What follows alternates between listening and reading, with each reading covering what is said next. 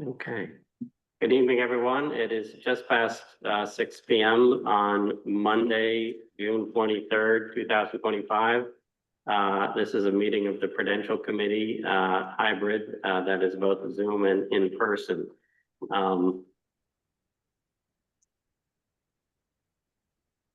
The first thing we'll do is the Pledge of Allegiance. If you're able, please rise. I pledge allegiance to the flag of the United States of America and to the republic for which it stands, one nation, under God, indivisible, with liberty and justice for all. Thank you. I'll take the roll. This is Mark Lynch. John Apple. Except for the president. Present. Okay, our first item is public comment. Is there any public comment from those in attendance? I have a question. No, Chair Harrison. Before the meeting started, you mentioned executive session, but I don't see that on the agenda. Yeah, you'll note that in the language underneath the agenda, we're allowed to call executive session, and we will be doing that, discussing candidates relating to assistant treasurer position status and some of the candidates. Thank you for the clarification. Sure. Any other public comment in person? Lisa, do you see any public comment on the Zoom? I do not. Okay, our first order of agenda is the meeting minutes approval. We have been catching up. And Seth and I had previously been delivered a number of meeting minutes, including one for April 22nd, 2024, and I will entertain a motion to approve that. So moved. Seconded. All in favor? Aye. There is also an April 28th, 2024 meeting minutes. Can I have a motion? So moved. Seconded. All in favor? Aye. Aye. And finally, there is a May 22nd, 2024 meeting minutes previously circulated. Can I have a motion? So moved. Seconded. All in favor? Aye. Okay. Mark, you also have May 19th, 2025.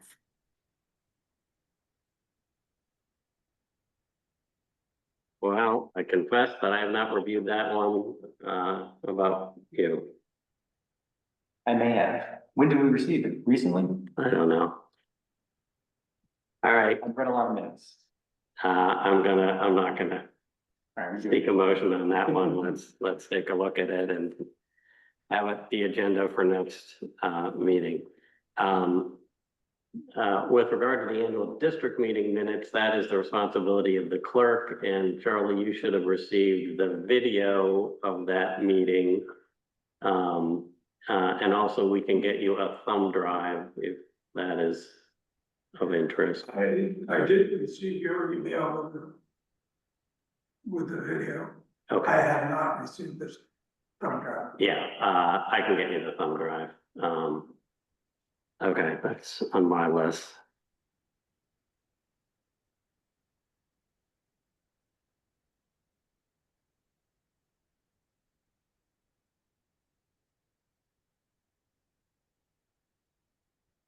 Okay, the next item on the agenda is the Katuitt School Building demolition, next steps. We have by Zoom our procurement consultant, Jen Elvie Martinez. And I'm going to give a 30-second overview and let Jen Elvie take over. The article directing that the building be demolished and returned to nature was passed at the annual district meeting. The next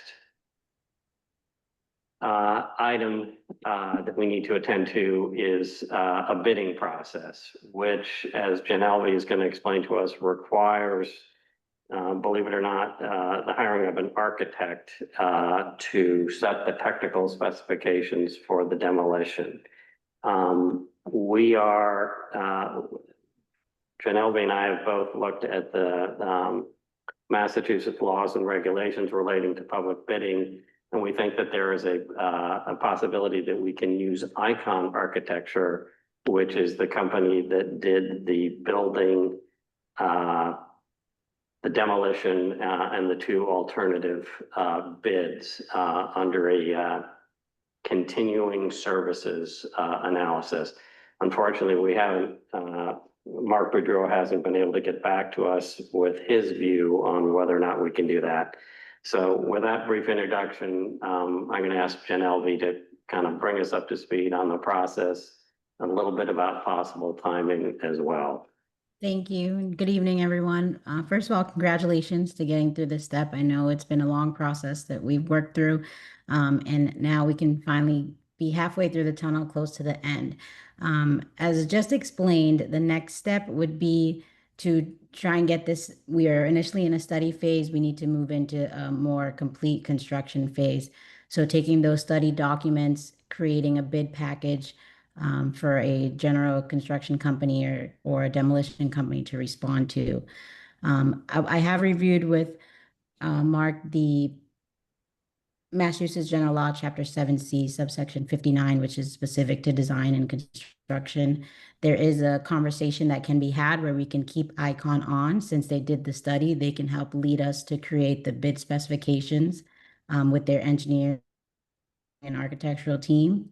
If they also have someone who is certified as an owner's project manager, we would also use them with this process, as the construction is anticipated to cost over $1.5 million in the state of Massachusetts. Once you hit that threshold, you need to have an owner's project manager to help represent the owner, which is you all at this time, to help get through the process. So once we get confirmation from general counsel, we can move forward through that process. With timeline, if we can keep Icon on, I think we can put up together bid documents and have them ready to go out by the end of the summer and the fall, potentially having some type of answer or know exactly what the cost would be to do the demolition and the anticipated returning back to nature of the site. If we need to go back out to bid to find another architectural firm, engineering firm, or project manager, we would have to push that back a little bit and look into maybe putting out a bid to do the construction in the winter and have construction starting. The next construction season usually is April, so the beginning of spring. But I think if we all goes well with Icon, we can at least get the ball rolling on the bid and have you all know what the final cost would be and potentially start construction this year, if not early next year. Okay, just a couple of points to emphasize there. Owner's project manager is something that is required by Massachusetts regulations for a project costing over $1.3 million. That is an entity, as I understand it, that is separate from the people who are going to be responding to the bid process, correct? Correct. So the project manager would take over a lot of the procurement piece of the bid of my job. The project manager would take over the budgeting, cash flow, and any moving bid schedule throughout the whole process. And they would assist us with the architect and engineer to put out a bid package, but you would be hiring a project manager on top of the general contractor who would do the work. Yes. And would a project manager be separate from the architectural firm that is putting together the bid package, or could they be the same entity?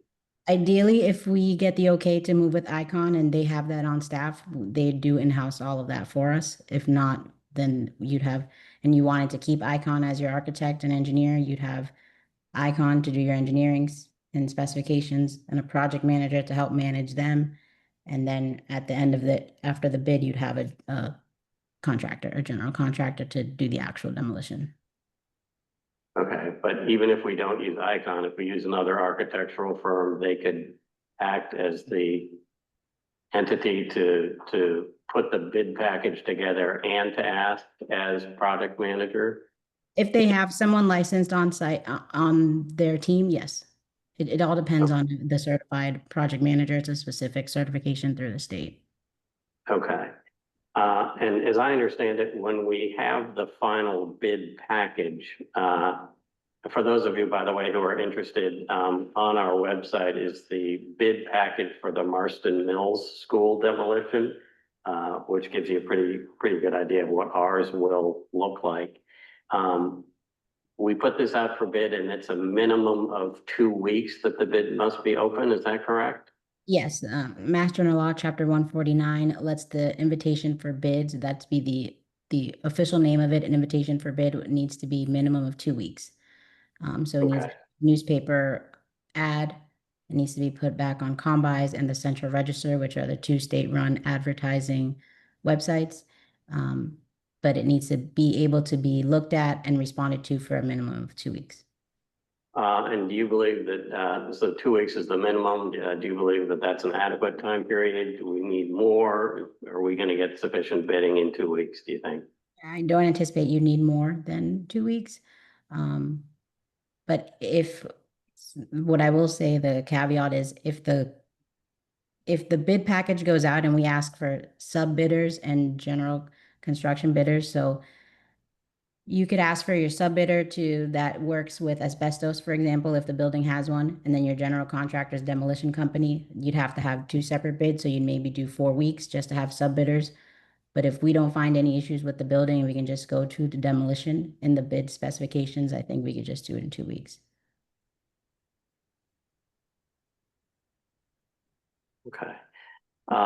And we haven't really discussed this in detail, but for example, the Icon architecture package included site remediation and presumably well, I'm envisioning the bid package to include all site remediation, and whoever is the successful bidder either will have that capacity in-house or will subcontract it such that we will be looking to one entity that is going to demolish the school and quote, return to nature, which we have not discussed at great length, not really at all, what that entails, which is probably something that we should be doing, if not at this meeting, then at the next one.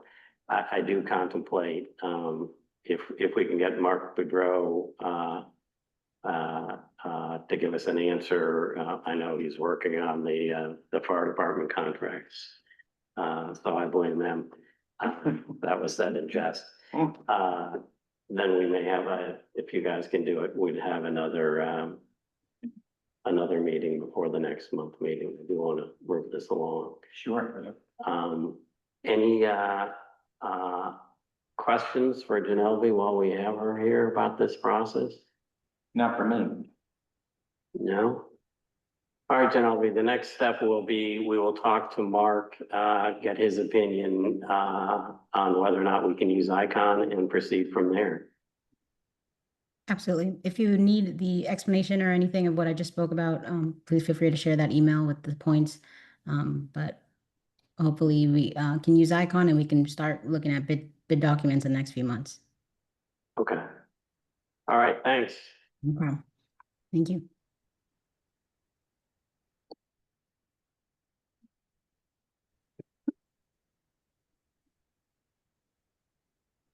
The next agenda item is the firehouse renovation and staging area needs. And Commissioner Connolly is here, and I'm going to ask him to, well, let me give my understanding of where we stand on this, and you can correct me, make sure you get close to the microphone, or jump in at any time. Obviously, the fire department is going to begin construction on their project, I believe in November is what you're hoping for? Into September, beginning of October. Okay, end of September, beginning of October, and are hoping to use some village-owned properties as a staging area for, among other items, parking for construction workers, trailer for construction supervision, potentially parking of heavy equipment for some period of time, and possible, construction material storage. And Kevin and I have talked about this briefly. The school property is one candidate, subject to, of course, our desire to get that building demolished as soon as possible. But as is the water department property on West Street.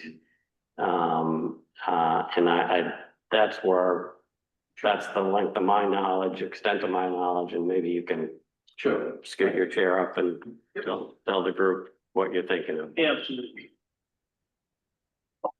Kevin Conley, Chairman of the Katuitt Fire District Board of Fire Commissioners. So there's, think of it as being two parts. There is a laydown area, is the first part, which would be similar to, you know, pretty much what you just described, where maybe a trailer would go there, maybe a trailer for pulling heavy equipment, trailer for storage as well, that type of thing. So perhaps some vehicles over the course of time, some, you know, equipment vehicles. We have spoken to Chris at the water department, and actually we have a meeting there tomorrow at 8 o'clock at the West Street location to take a look at it and just to get a better understanding of what our options are there. So we're working with the water department and things are progressing very well there. Okay. So that's first part. Second part, which is part of the conversation, is also parking. We will have contractors coming in, people coming in to do the job. As a result of that, we are looking at our options so that we don't line the street with cars. Right, there won't be a lot of options from a parking point of view.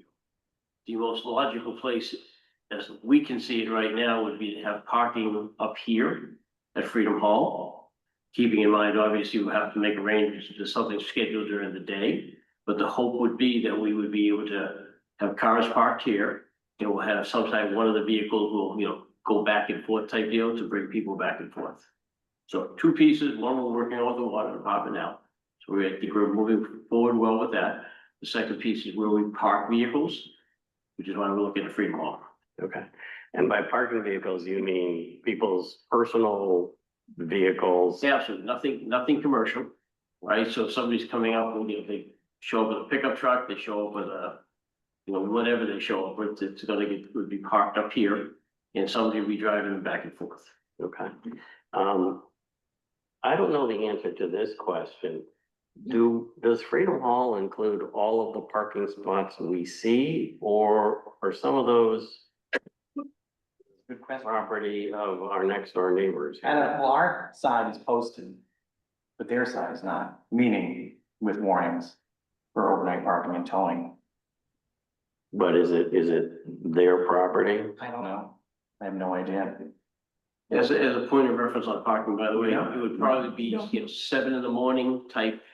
When they pull in somewhere in that ballpark, and they'd be leaving at 3 in the afternoon, again, somewhere in that. So any events that are going on at night, there'd be no conflict, whether it's here or next door. So the asphalt area of the school property will be used for equipment and trailers? So we haven't discussed the school property at this point. If the school property has not, if construction of that property has not begun, Right. that's a perfect location for everything we just described. Right, cars could go there, equipment could go there, whatever you need could go there. What Right. we're looking at is what our options are. You should go. No, go ahead. We're looking at what our options are in the event that the school property is. Right. I see what you mean.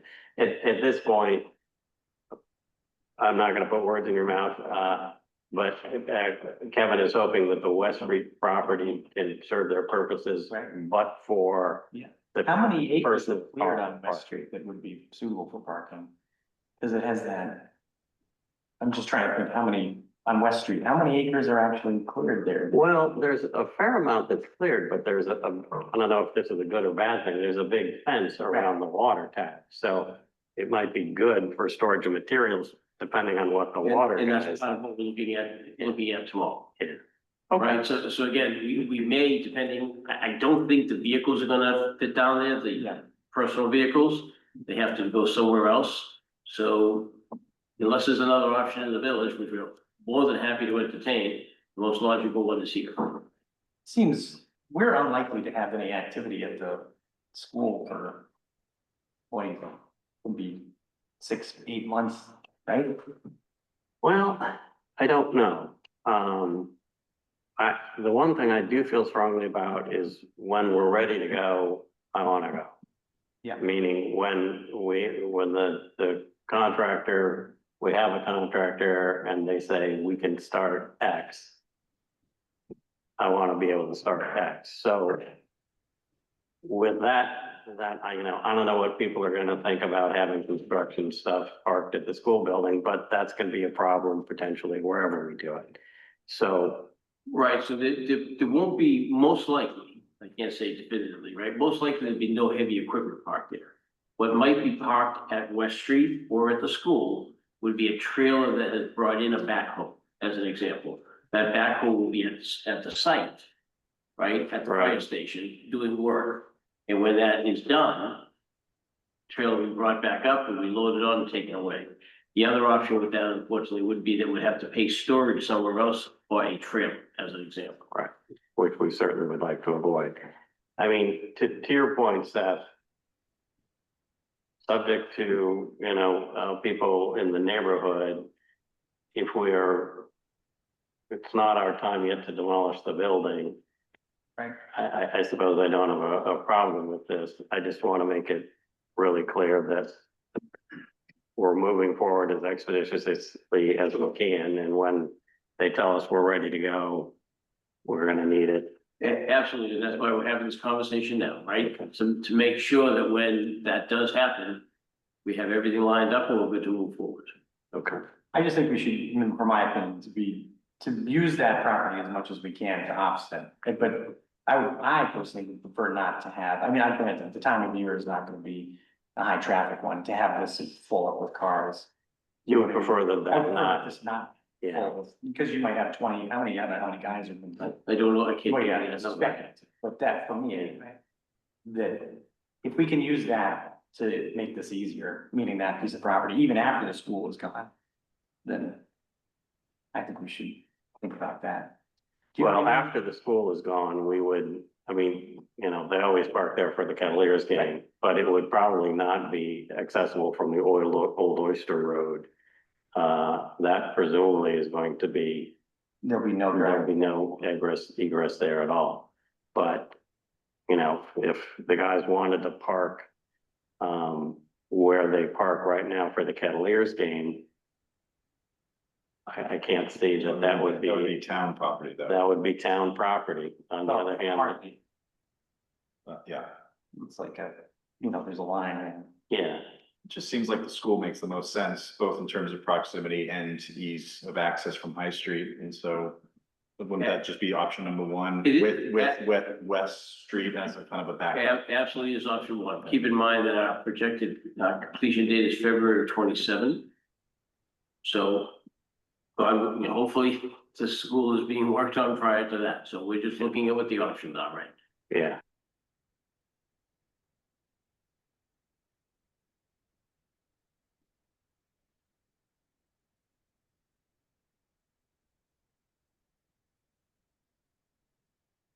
Keeping it at the school, keeping what we can at the school. Well, Should be. this would just be parking Yeah, personal vehicles. but I mean, it's all that's now, but as time goes by. West Street may have some advantages for us, right? The tower, because the tower does have a fence around it. So part of what we're looking at West Street tomorrow would be whether or not we would be able to park something inside there, or leverage that fence versus putting something in to protect stuff that may be dropped there. So West Street is where we're looking first from a laydown area, right? Because that will put us in a position if we use the fence. But we'll look at whatever the options are. It sounds like go ahead. Site Right. insurance, are you going to be covering, usually when you're under construction, you have site insurance for the site that's being constructed. Will they also cover anything any of their equipment that's parked at the school or at the other locations? That'll be part of the conversation tomorrow. We'll have that conversation tomorrow. Okay, it sounds like we're all in general agreement. Again, to reiterate, when we're ready to demolish, we want to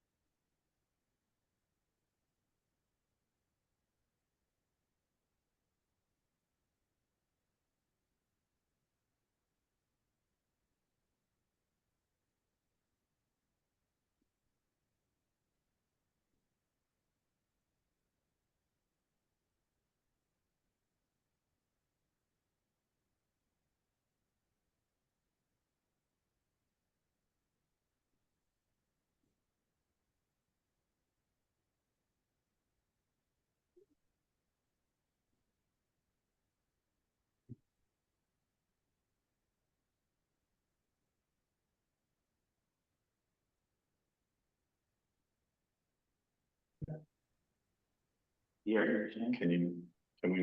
you hear us? Okay, Yes, thank you. all right. okay. I didn't think it was. And Fran, who I see is on the call, has mentioned a problem that I mentioned to Shane, at the fire department, about, issues with the Freedom Hall kind of reservation calendar. So with that, I'm gonna toss it to John. Yep, thank you. This is something that I'm very familiar with dealing with, and, there's good news and bad news here. The good news is the solution is fairly straightforward. It's a new WordPress instance, managing the DNS and hosting, presumably working with whoever owns that and runs that currently. And then also just getting buy-in from each committee. So the fire department has been talking about this. Water seems pretty laid back, but I'm sure they would be interested in it too. And just figuring out what information is the most important to be displayed on the website, what functionality do we need, and so forth. In terms of the design, the implementation itself, honestly, it's a matter of 1 to 2 weeks to turn it on, assuming we have access. It really comes down to, at least in my mind, to who needs to be involved, who needs to, if any approval is required, or is this something where I can just kind of do it? That's the question. I am of the view that it is better to ask for forgiveness than Okay. permission in this one. But also, I say that half in jest, but I assume Yep, none of this is irreversible. it would be 2 separate websites, simply pointing the DNS to a different one. If that doesn't work, can just point it right back to the existing one. Okay. So the current one will be maintained. As far as Freedom Hall goes, that is a Google Calendar, which I do not have access to. So it would just be making sure that we all have the right permissions and understanding who's taking care of which part of the website. But in terms of design, I actually have a pretty good one, just about done. So that should be quick. We'll get to start showing the different departments. Yeah, and as I said, I think everyone is going to be delighted that you have taken this in hand, and to the extent that they want changes and tweaks, if that's something that can be done, let's go ahead and Excellent. and get it done and tweak it if necessary. Perfect. I think I just heard from Fran, who has I guess we can save it to the end. So Yeah. as far as that goes, there's really one most important thing, which is access to the website, and also the back end of it, which is hosting and, again, the DNS records. I can call around. I don't know if anyone has any idea I who's know running nothing that about right now. websites or any of that jazz. I have no idea who we've contracted or hired or pursued to do those things. But and I'm glad you're looking at it, but I think that we should have a third party contracted service to maintain the website, not have to put it on us. To maintain the website? or to- Maintain to be our, to be the person that maintains the website. If you have a problem with the website, you call the company that does it, and they do it. Do you know what I mean? What are you your could- thoughts on that? I mean, you could do obviously, it, but at the same time, like, is this something that we wanna have John doing all the time, just from his own, and then when John's gone, and in 3 or 4 or 5, 10 years, like. I don't know how big of or not this is, so let's hear what John has to say. In the grand scheme of things, it's not that big, but to Seth's point, yes, it does require maintenance, whether it's creating a post for this meeting or any other meeting and just kind of, adding content here and there. So part of it would be whose responsibility is it? I would prefer it for not to be mine solely from this point forward, but my intention for any development is to provide sufficient documentation and very clear steps. If you want to do this, this is exactly what you do with screenshots. So it should be fairly, other than kind of making updates here and there for the software, it should be could last probably another 10, 20 years. Okay. So, because when we talk, let's make sure we're talking about the same thing. When we're talking about maintenance, John, you're talking about updating. Meaning, here's the next meeting agenda, here's the next Yes, discussion yes. about what's happening with the Yes. school, here's the, And we would have logins, anyone can, with permissions, anyone can do that. right, presumably we appoint 1 or 2 people from Fire, Water, Prudential, who has the authority to do that. Yes, Um, but, I don't want to speak to it. It is something that I have. You can do this, you're a professional. I have obviously. done it, and it doesn't, it can be fairly, quick, is what I'm saying, working with an outside or third party, I'd say, I guess what I'm trying to say overall is something that I've said relative to other topics that we've discussed here, which is that, as time goes by, was that something, that was just a noise?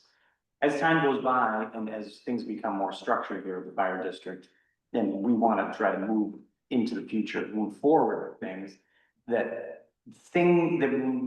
we are here to do a particular job, which is essentially legislative in nature, administrative in nature. And, John may want to do it, but I don't want to be a webmaster, nor do I want to haul around chairs, nor do I want to, you know what I mean? That we should hire professionals in their fields to do these things for us on a professional basis so that we are accountable, we're not held accountable for being, the Mayberry with with our website. Do you know what I'm saying? I do. Because so that in a way to be responsive and to be transparent and also to be professional, we employ professionals to do these things for us. So that we don't have a period of 5 years where the website it doesn't get modified, or we go, who do we call? Who was the person that did this for the website? We can't remember, so we're just gonna pass it. You know what I mean? I do, and this is just a minor aspect of several different things that I feel that we need to make more structured profession in order to move into the future and not, I do not disagree with that at all. In fact, we should stop using double negatives. I agree with that. I don't know that, I feel like we've got someone here who, on this particular topic, can at we least can certainly get us going, and if we decide we wanna, someone to quote, maintain it, we can do that. Right, But I'm sure that you have the skills to do it, obviously, but I'm just saying.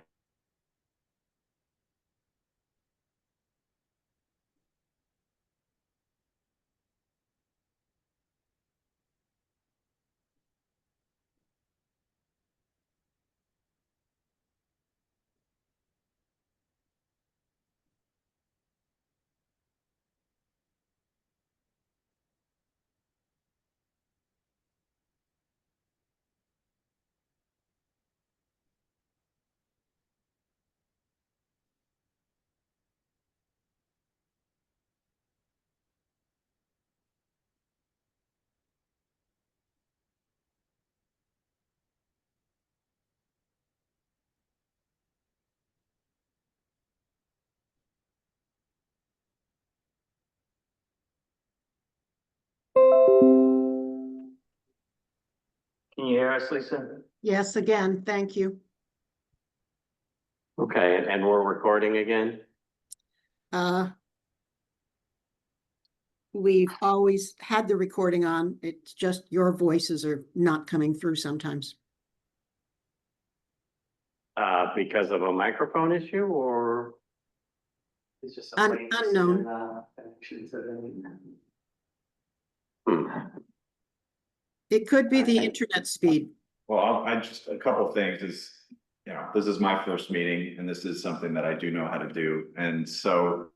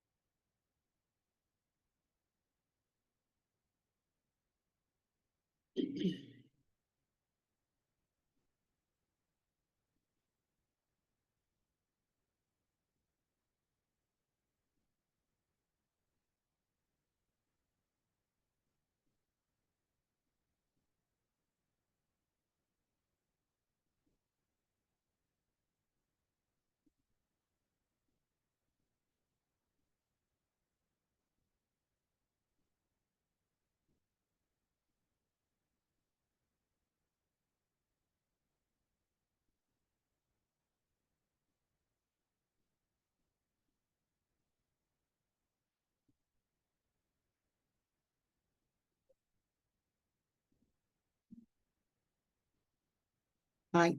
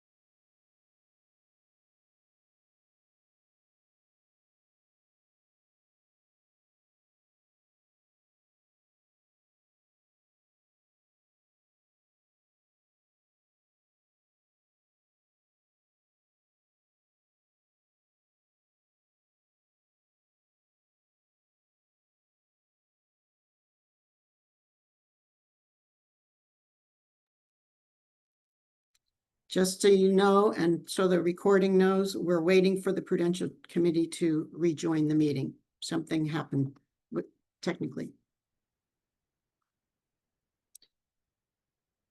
The internet at Freedom Hall has just gone down, and that's what the problem is.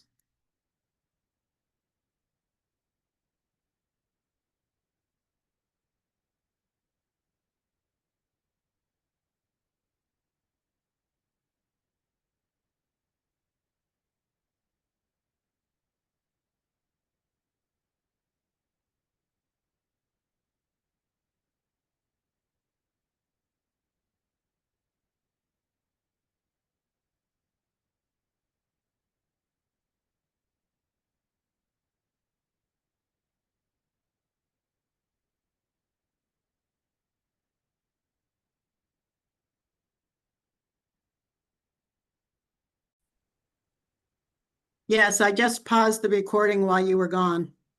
Okay, I don't know if you want me to mention that the Wi-Fi at Freedom Hall went down, so we switched over to a hotspot. Just for your Okay. records. We were discussing the CFD website. I think most, if not all, of our discussion was captured before we had our internet problems. John is well, One last thing I'll say on that oh, is, hang on, sorry. we lost Seth. Hang on for a couple of minutes.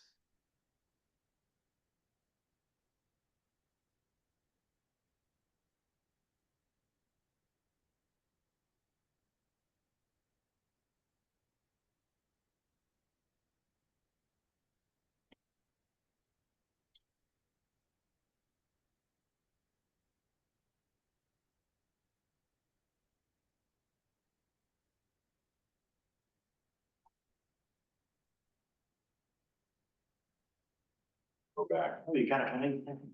Okay, Mr. Burdick has returned.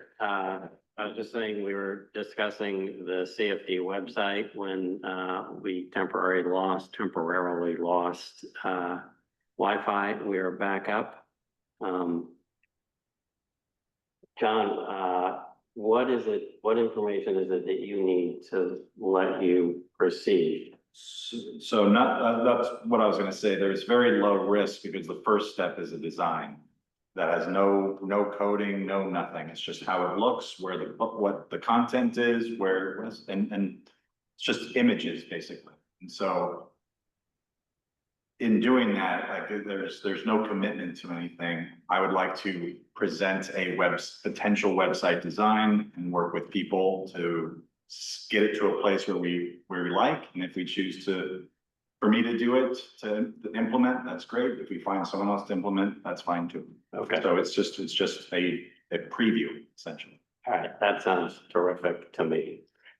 I take it that Seth is That's an enthusiastic supporter as well. No, yeah, whatever gets us I want to get to the end point Yeah, of this.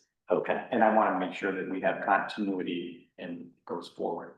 That's all I'm concerned. I will raise the issue that there has been some concern / confusion about this is the next step, who hosts the website. And as I understand it, the county hosts our website, and supposedly charges a small monthly fee, which we may or may not have been paying for some period of time.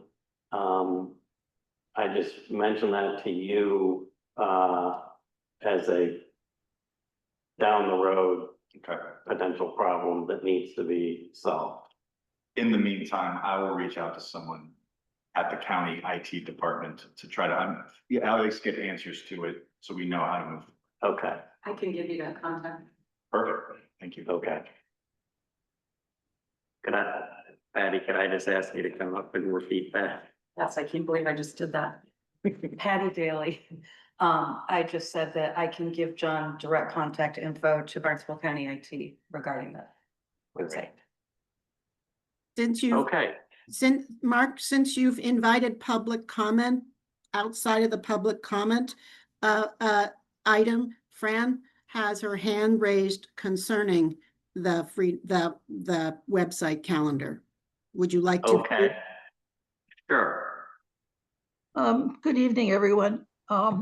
First thing I want to say is the last time we tried to update the website was Pete Emerson had a group of a couple of people made a new design and went to the county, and they wouldn't allow us to make any changes. So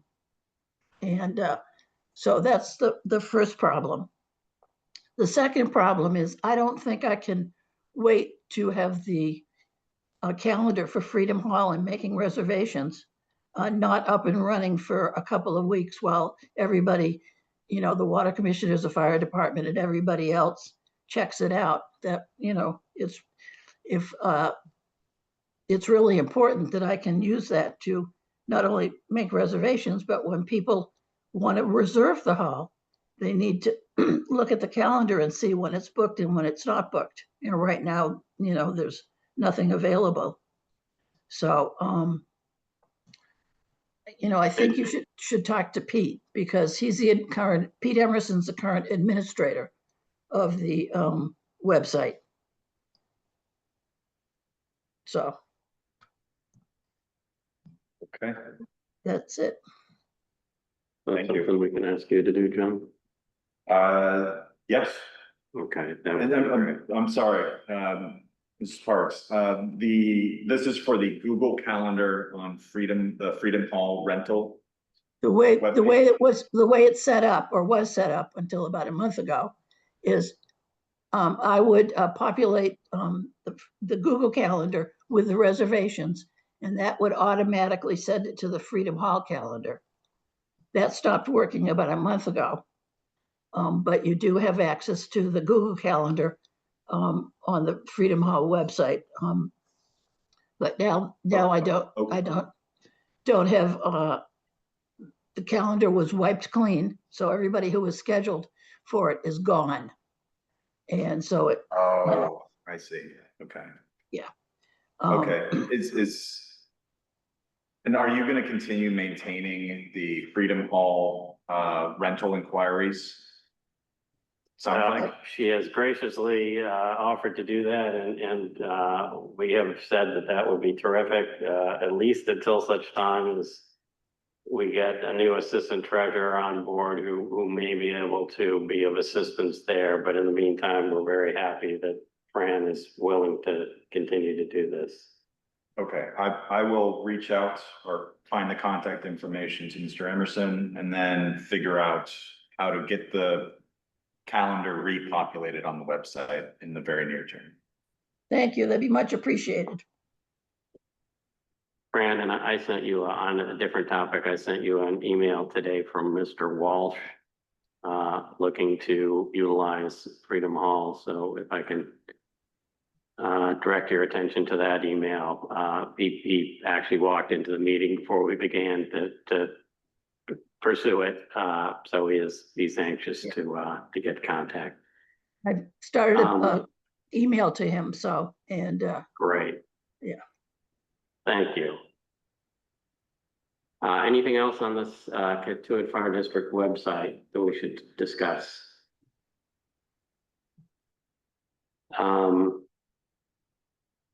The next item is the assistant treasurer position status. There's a couple of topics there, one of which we will go into executive session about. And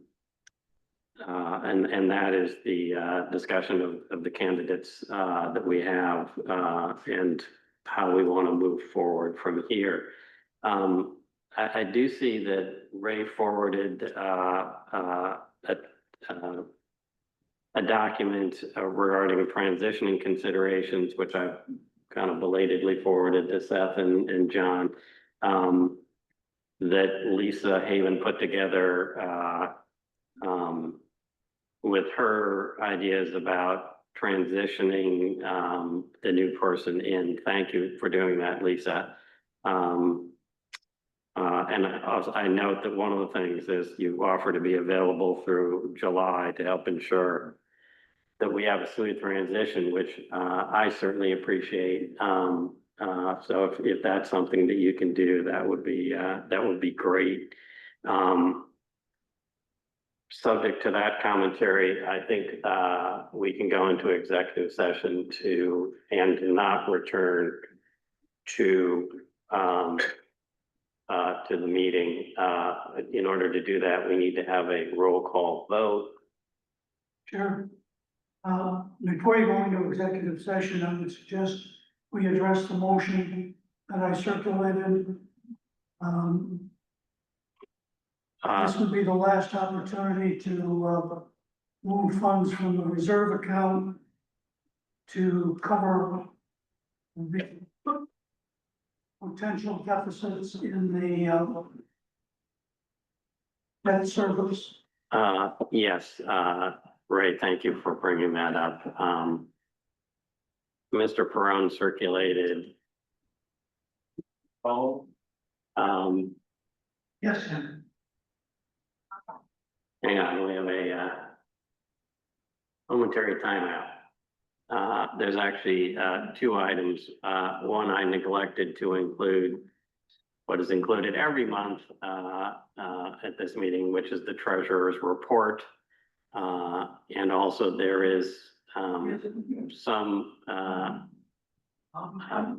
new material that Ray is going to be discussing.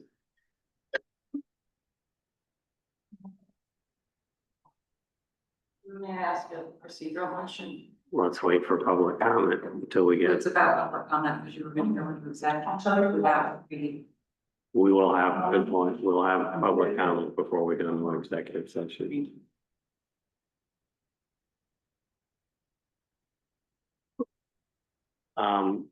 Ray, I was just saying that I neglected to put treasurer's report on this agenda, which we always have. And I was wondering if you could give us an abbreviated version of that, and then we'll move to your motion and you can discuss that. Very briefly, starting with the revenue. The performance is very good for the month of May. We caught up on the taxes. We're now actually ahead on taxes, approximately 350 over the target for May. The water department continues strong collections, and they are in fact 340 ahead of the budget as of the end of May. The fire department is ahead 35, and there are pickups in the area of interest. Grants will be moved to the special revenue fund, which will relieve even more of the expenditure out of the fire department operating account, which is already in a favorable position. So overall, looking at the revenue, we're standing about 790,000 as of the end of May. I would expect that to decline by the end of June, because I think the majority of the collections, particularly with respect to cash to taxes, has already occurred. So that will decline as the budget moves up and we don't keep pace with the collections. So, but it's still a very favorable place, ending up probably around 500 to 600,000 ahead on the revenue side. The other good part of that is that it lowers the amount of unpaid taxes, which is a negative factor in free cash. So the more taxes we collect, the less deduct that we face when we looked at calculating free cash. On the expenditure side, everyone is on or below budget, except for two areas. One is the debt service. And as you recall, last year, it was the first time that we had the bond go out actually after the annual district meeting.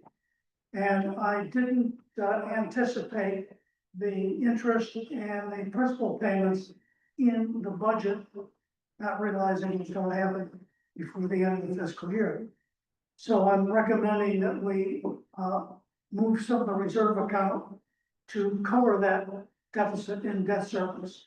There's another very minor one in Freedom Hall with salaries that are going to go over the budget by about $1,000. And I'm just recommending we cover that so that we don't have any deficit, any spending deficits at the end of the year. But overall, the shape is good, the cash position is good. I expect that we will probably end up looking at these numbers with a free cash of somewhere between 500 to 600,000, which would be up from last year a bit. And do I understand what is the number we're looking for a motion for, $42,000? Yeah, we have 45,000 in the reserve, and I'm suggesting we move I can go to the motion. I'm recommending we move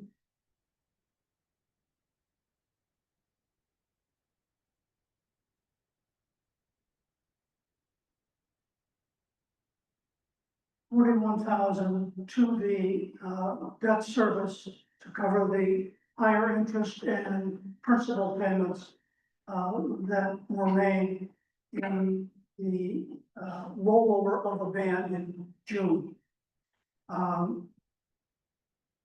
Ray, am I right to say, as I listened to here, want to make sure I understand that this was something that you didn't appreciate was gonna occur, an expense was gonna occur in this fiscal year? Does that mean that there was a line item for it in next fiscal years? You can Budget? it's close. Okay, It's in this year's budget. okay, so it is And in a, fact, I've overestimated the interest a little bit. okay, so this is a timing issue. We expected to spend it in next year's We think budget. next year, And, this is hopefully a one-off. okay, Certainly the way that the band came in, it is a one-off. okay, good. And the $1,000 for Freedom Hall, janitor service is a very minor amount. Okay. Your motion here, uses the number $42,000. Is that the correct number? That's the correct number, 42,000 overall, with 41,000 being added to the budget for debt service and 1,000 added to the salary portion of the Freedom Hall budget. Okay. So in that case, I move that the treasurer remove $42,000 from the reserve account to cover the incremental principal pay down and interest not anticipated in the fiscal year 25 budget and the Freedom Hall account. Freedom Hall account salary. The amount to be applied for the budget for short-term principal, $22,000, and short-term interest, $19,000, and $1,000 to Freedom Hall wages. Second. All in favor? Aye. Aye. Thank you. Okay. We are about to go into executive session, but before we do, is there any public comment? Ms. Lloyd?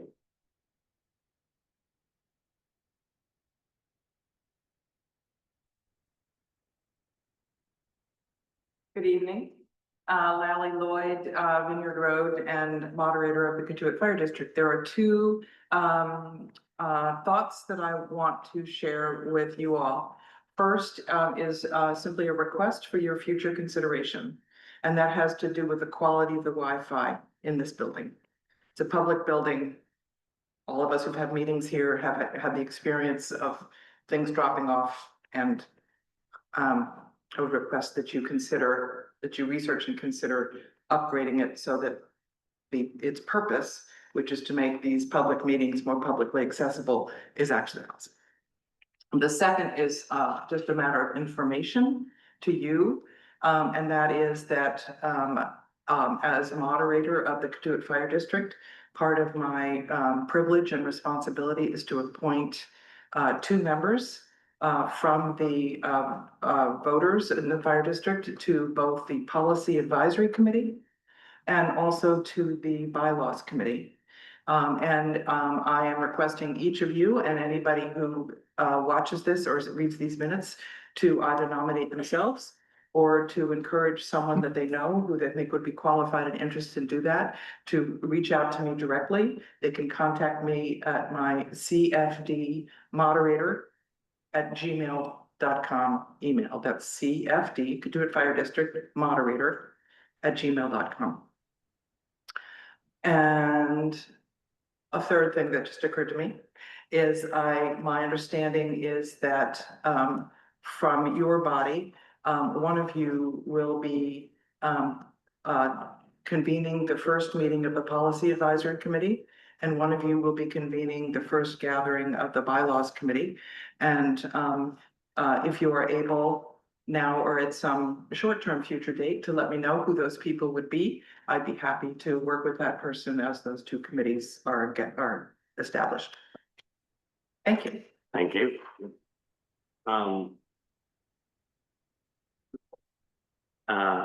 Point well taken.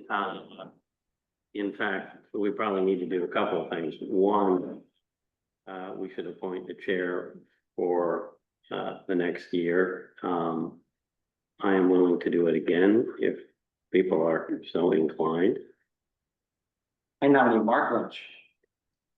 Seconded? All in favor? Aye. Seth, I know that you previously had been on the Policy Advisory Committee. Would you like to proceed in that? I'll switch. You'll switch. I haven't done well with the policy. But I have been the chair for 3 years. So, Okay. or not chair, but liaison. John, John, I nominate can we- John Mullen. Well, Advisor can be. I, It's your appointment, so I can't live on names. I'm unfamiliar with the requirements of this committee, but I would be willing to learn. Okay, in that case, I second, your nomination. All in favor? Aye. John, you are now, the Prudential Committee representative to the Policy Advisory Committee. I think we can tell you what that means outside of a meeting, right? And Seth, that means, of course, that you are, now on the, by default, although I will move, that Seth be, nominated to be the Prudential Committee representative to the Bylaws Committee. Seconded. All in favor? Aye. The only thing I'll toss out is that we should probably do these earlier in the season this time around than later. And I was guilty of this when I was running one of the committees. It was an end of the year kind of rush. The bylaw change failed that made the bylaws committee biannual. Charlie, do you know the answer to that? Didn't we make it biannual? The bylaws committee can meet every 2 years. No, But they're not. it's every year. There wasn't. There wasn't. was Okay. All right. Thank you for bringing that to our attention, and to the extent that, yeah, anyone is interested in being on those committees, please speak up. The next step, is to go into executive. Excuse me, Mark, Public there's comment. one more hand raised. Okay, let's go with the, Patty, if I can ask you to, No, that's come Fran forward. Parks. Excuse me, Fran Parks has had her hand raised for quite a while. Okay, well, we'll just, Patty's here, so we'll do her first, and then of course, we'll get to Fran. Go ahead. Thank you. For the record, Patty Daly. I agreed with Commissioner Burdick's comments about professionally supporting a website update. And I would strongly hope that we apply that same striving for professionalism in our audio and visual equipment that makes these meetings public and accessible. And then finally, with respect, I know you're going to speak with regarding the candidates for the assistant treasurer position.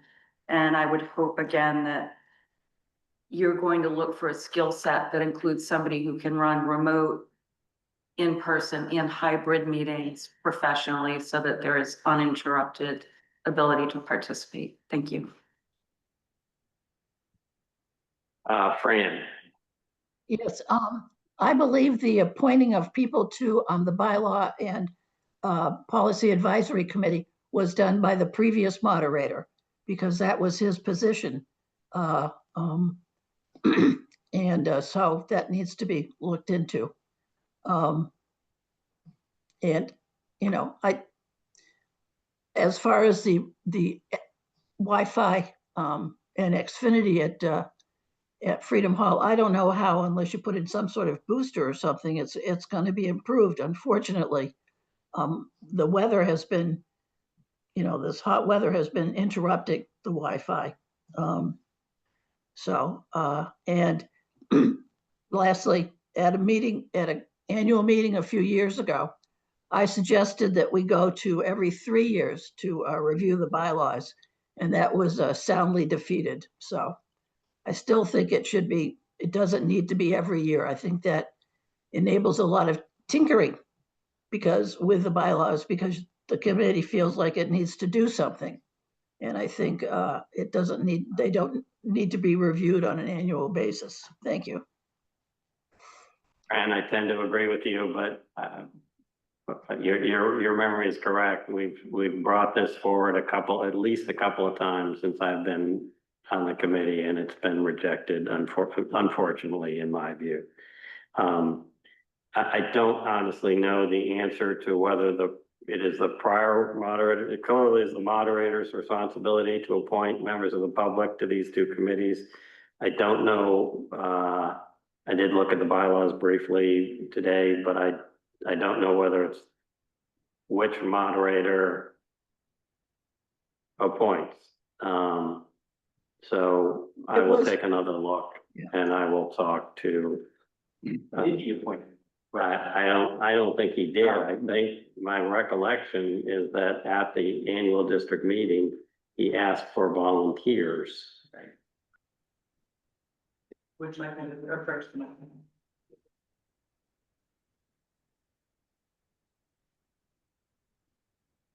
Lally Lloyd, at the last annual meeting, I spoke directly to our previous moderator, Jack Gardner, about this specific issue, and he told me that his habit was to, at the annual meeting when he was elected, to invite volunteers. And I stood up at our annual meeting and told people that if they were interested to reach out to me. My understanding from our bylaws is that it is the moderator who is elected to serve who appoints people for that program year. Yeah, I mean, the officers get signed to get sworn in at the end of the meeting. Right. But that hasn't been the practice. The practice has been that he would reveal who were going to be on the committees, and then the new moderator is sworn in. Well, let me talk to Jack. I don't think anyone's been appointed to these committees. I don't think he had any names. So the issue may be moot. But then let's take a look at the bylaws, specifically focusing, and by we, Lally, if you can. Of course. Specifically look and see if there's any instruction on when these are to be appointed. But I think the answer is no one's volunteered yet. So we should be beating the bushes for people who, and I use that phrase kind of facetiously. These are two very important committees, and members of the public have spent significant amounts of time wrestling with some of these issues. So it is a serious thing, and it can take some time, frankly. So all of us, if we have possible candidates. I told Also, Jack if I may, I'd do I the served on bylaw the- committee. Okay. Well, So that's one one. volunteer. Okay. I volunteer for the bylaw committee. Mhm. That Patty Daly just volunteered for the bylaw committee as well.